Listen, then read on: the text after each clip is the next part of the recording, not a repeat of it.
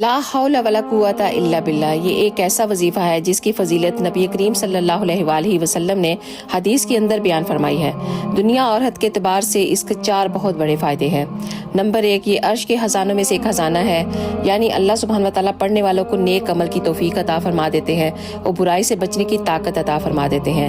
Number 2، حضور نے فرمایا کہ لا حول ولا قوت الا باللہ 99 بیماریوں کا علاج ہے، جس میں سب سے چھوٹی بیماری غم و فکر ہے۔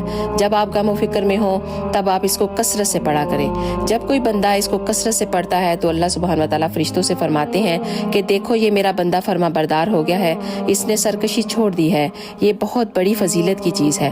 جب کوئی بندہ اس کو ایک بار پڑھتا ہے تو اللہ سبحانہ وتعالیٰ اس کے لیے جنت میں ایک باغ لگا دیتے ہیں۔ جو بندہ جتنی زیادہ سے اس کو پڑھے گا اللہ سبحانہ وتعالیٰ اس کے لیے اتنے زیادہ باغ لگاتے جائیں گے۔ تو دنیا و آخرت کے اعتبار سے یہ بہت پاورفل وظیفہ ہے۔